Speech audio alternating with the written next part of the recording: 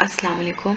और आज हम देखेंगे अपनी सीरीज़ का सेकंड पार्ट और इसमें हम सिंपल सेंटेंसेस और उसकी फर्दर दो टाइप्स देखेंगे, डिक्लेरेटिव और इंट्रोगेटिव। मोस्ट इम्पॉर्टेंट चीज़ जो इसमें है वो डिक्लेरेटिव सेंटेंसेस है, क्योंकि हमारा जो ओवरऑल ऐसे है, ऐसे राइटिंग है सीएसएस में, वो डिक्लेरेटिव सेंटेंसेस के अराउंड ही रिवॉल्व करती है। सो डिक्लेरेटिव सेंटेंसेस जो है इसको देखेंगे और इसकी कुछ एग्जांपल्स हैं जो कि सीएसएस के जो थीम्स हैं ऐसे राइटिंग के उनसे रेलिवेंट, उसको देख लेंगे एज एन एग्जांपल समझने के लिए। फिर उसके बाद हम इंटरोगेटिव सेंटेंसेस को देखेंगे और कुछ जो है वो ट्रिक्स वगैरह, मतलब किस तरह से जो है किन किन सूरत हाल में हम इन्हें यूज़ कर सकते हैं वो देखेंगे। इंटरोगेटिव सेंटेंसेस के बारे में मैं अगेन ये बताती चलूँ कि इसको हम इंट्रोडक्शन पैराग्राफ में फॉर हुक पर्पसेस लिख सकते हैं, ठीक है। और इसको अभी गो थ्रू कर लिया जाना कि इसका किस तरह से स्ट्रक्चर है और किस तरह से हम इसे लिखेंगे।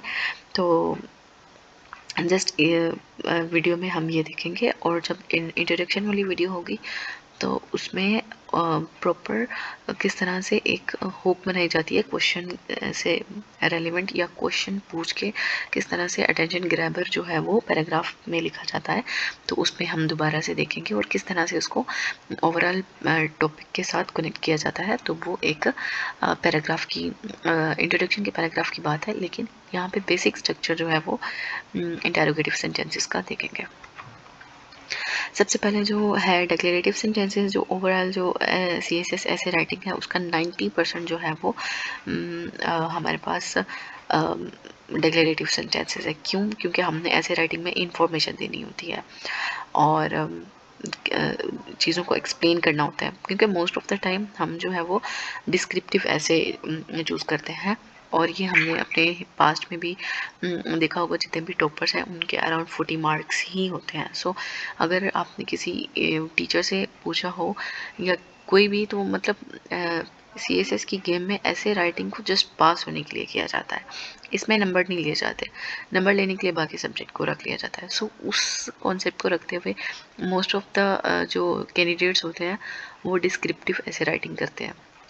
और डिस्क्रिप्टिव ऐसे राइटिंग में ये कोई भी आपकी आर्गुमेंटेटिव ऐसे हो या कोई दूसरा ऐसे हो, तो उसमें आपको डिक्लेरेटिव सेंटेंसेस ही लिखने पड़ते हैं। ऐसे सेंटेंसेस आप नहीं लिख सकते जो कि अपने आप में ही कंप्लीट मीनिंग नहीं रखते, वो अपने आप में आपको इन्फॉर्मेशन नहीं दे रहे। तो इसका मतलब ये हुआ कि आप जो लिखना चाह रहे हैं वो राइटर तक पहुंच नहीं पा रहा। सो इस तरह से जो है हमारी क्लैरिटी भी वीक होती है। सो नेक्स्ट किस तरह से हमने जो है डिक्लेरेटिव सेंटेंसेस को यूज़ करना है ऐसे राइटिंग में, कि हमने एक पावरफुल नाउन से स्टार्ट करना है। ट्रिक 1 के स्टार्ट आपका एक पावरफुल नाउन से होना चाहिए। कैसे? जैसे कि governance, failure, widens, inequality in Pakistan. तो यहाँ पे जो गवर्नेंस है ये एक नाउन है, नाउन से स्टार्ट हुआ, उसी से रेलिवेंट हमने जो है वो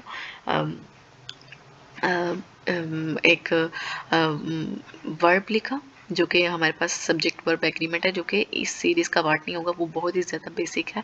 तो आपको ग्रामर की और subject verb agreement hope so पता ही होगा। अगर नहीं तो मैं थोड़ा सा फिर भी बता देती हूँ। गवर्नेंस एक सिंगुलर है तो वो अपने साथ एक सिंगुलर वर्ब लेगा, ठीक है। सो यहाँ पे एक और चीज़ मैं बताती चलूँ, जो सिंगुलर वर्ब्स होते हैं उनके साथ एस आता है, जो सिंगुलर नाउन्स होते हैं ना उनके साथ एस नहीं आता। सो ये कंफ्यूज नहीं होना, जब नाउन प्लूरल होता है तो उसके साथ एस आ जाता है। फॉर एग्जांपल जैसे चेयर, चेयर एक नाउन है। सो अगर मैं उसे कहूँगी चेयर्स तो वो प्लूरल हो जाएगा।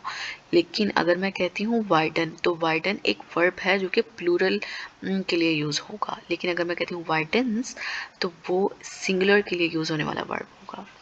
सो ये एक एक्स्ट्रा पॉइंट था जो कि मैंने बता दिया। उसके बाद है climate change threatens agricultural stability. यहाँ पे भी अगेन जो है वो पावरफुल नाउन से स्टार्ट किया गया है, मतलब एक टू द पॉइंट जिसे कहते हैं ना, हिट्स द बुल्स आई, तो वो वाला जो है यहाँ पे पॉइंट है। फिर उसके बाद है काज एंड इफेक्ट स्टाइल, ये भी हम लिख सकते हैं डिक्लेरेटिव में। इस पे मैं अलग से एक वीडियो भी बनाऊंगी। काज एंड इफेक्ट स्टाइल आपका सेंटेंस भी होता है और काज एंड इफेक्ट स्टाइल आपका ऐसे में पैराग्राफ भी होते हैं। और ओवरऑल अगर मैं इसको बताऊं तो इवन ऐसेस भी ऐसे होते हैं जिसमें काज एंड इफेक्ट और कॉन्सिक्वेंसेस पूछे जाते हैं। सो हमारा सेंटेंस, पैराग्राफ और ऐसे तीनों इसी स्ट्रक्चर पे रिवॉल्व करते हैं।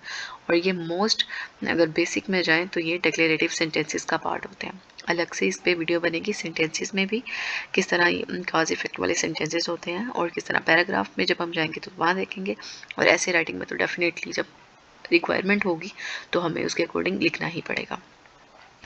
उसके बाद ट्रिक एक और है, use action verbs. Poor planning, अब ये पुअर प्लानिंग ये आपका एक एक्शन वर्ब है, ठीक है। Accelerates urban degradation. फिर उसके बाद political instability discourages foreign investment. Definitely ये सारी चीज़ें हमें पता है, बस जो है अगर हम उसको डीपली एक बेसिक यूनिट से लेके अगर करेंगे तो आई थिंक सो जो ओवरऑल जो बुनियाद, स्ट्रॉन्ग बुनियाद के बाद एक बिल्डिंग होगी वो एक स्ट्रॉन्ग बिल्डिंग होगी। एंड जो लास्ट इसकी ट्रिक है, कॉन्ट्रास्ट वर्ड्स हम यूज़ कर सकते हैं। Pakistan has abundant resources yet poverty persist. अब यहाँ पे बहुत ज़्यादा पाकिस्तान के पास रिसोर्सेज हैं but still poverty is there. तो यहाँ पे किस तरह से हमने कॉन्ट्रास्ट वर्ड्स को यूज़ किए, इस पे भी अलग से एक वीडियो होगी जिसमें हम ये देखेंगे कि किस तरह हम कॉन्ट्रास्ट को यूज़ कर सकते हैं सेंटेंसेस में एंड पैराग्राफ में भी। फिर उसके बाद है हाई क्वालिटी डिक्लेरेटिव सेंटेंसेस। इसकी कुछ एग्जांपल्स देख लेते हैं। गवर्नेंस पे है, good governance enhances public trust and strengthens national institution. फिर ये जस्ट इसलिए कि मतलब एक बार अगर हम पढ़ लेते हैं तो कोई इसका नुकसान नहीं होने वाला। जस्ट हमारे माइंड में इंग्लिश भी इम्प्रूव हो रही है और हमें पता भी चल रहा है कि इनको हम जो है वो डिक्लेरेटिव सेंटेंसेस कहते हैं। लेकिन डिक्लेरेटिव सेंटेंसेस में जैसे एंड लिखा हुआ है तो एंड से मिल गया, एंड से जब आपने मिला दिया तो वो आपके पास कम्प्लेक्स सेंटेंसेस भी बन जाते हैं, तो उनको भी हम देखेंगे। So you don't need to be worried. और आगे हम इकोनॉमी की एग्जांपल देख लेते हैं। Pakistan economy required structural reforms to achieve long term stability. Physical mismanagement widens the budget deficit and increases borrowing. Education acts as a catalyst for human development. Outdated curricula fail to prepare students from modern for modern jobs markets. अब यहाँ पे करिकुला है ना, करिकुला plural है, that's why fail आया। अगर यहाँ पे करिकुलम होता तो यहाँ पे फेल्स होना था। हाँ, आगे क्लाइमेट चेंज पे है तो climate change threatens Pakistan water security and food supply. फिर देन हमारे पास है extreme weather events disrupt economic activities and displace communities. और फिर उसके बाद अर्बन डेवलपमेंट, ये भी एक हमारे पास बहुत बड़ा इशू है पाकिस्तान में। तो informal settlement emerge when formal housing policies fails to meet demand. अब टू के बाद मीट्स नहीं होता है, टू के बाद जो है वो आपका बेस वर्ब ही यूज़ होता है। सो यहाँ पे आपको एस लगाने की कोई ज़रूरत नहीं है। Weak enforcement of zoning laws led to chaotic city growth.